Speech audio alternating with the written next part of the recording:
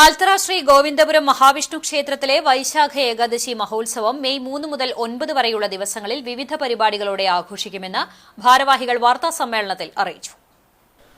ഉത്സവത്തിന്റെ ഭാഗമായി ശനിയാഴ്ച വൈകിട്ട് ശുദ്ധികലശത്തോടെയാണ് വൈശാഖ ഏകാദശി മഹോത്സവത്തിന് തുടക്കമായത്. ഞായറാഴ്ച പതിവ് പൂജകൾക്ക് ശേഷം ഗോവിന്ദപുരം ക്ഷേത്ര മാതൃസമിതിയുടെ നേതൃത്വത്തിൽ നാരായണീയ പാരായണം, ചതുശുദ്ധി, ധാര, പഞ്ചഗവ്യം, കലശം തുടങ്ങി വിശേഷാൽ പൂജകൾ ഉണ്ടായിരിക്കും.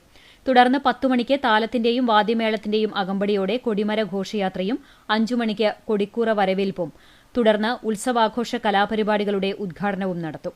തുടർന്ന് നൃത്താഞ്ജലി, ദീപാരാധന, നിറമാല, ചുറ്റുവിളക്ക് എന്നിവയ്ക്ക് ശേഷം ക്ഷേത്രം തന്ത്രി പൊതിയിൽ ചേനാസ് ഗിരീശൻ നമ്പൂതിരിപ്പാടിന്റെ മുഖ്യ കാർമ്മികത്വത്തിൽ കൊടിയേറ്റം നടത്തും.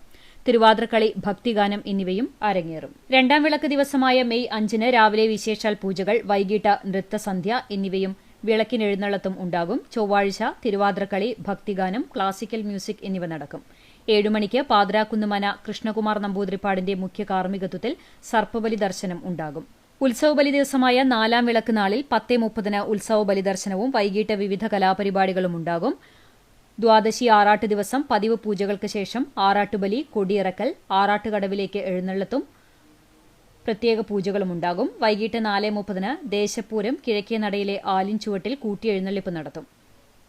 രാത്രി 7 മണിക്ക് ആൽത്തറ ഓട്ടോ ഡ്രൈവേഴ്സ് സംഘടിപ്പിക്കുന്ന ഗാനമേളയും ഒരുക്കിയിട്ടുണ്ടെന്ന് ഭാരവാഹികളായ trust chairman Rajesh Kadampally, president K B. Sukumaran, vice president Muraleedharan Poliyath, joint treasurer M G. Suresh, executive അംഗങ്ങളായ ഹരി എഴുത്തുപുരയ്ക്കൽ, സുരേഷ് നടുവത്ത് എന്നിവർ വാർത്താസമ്മേളനത്തിൽ അറിയിച്ചു.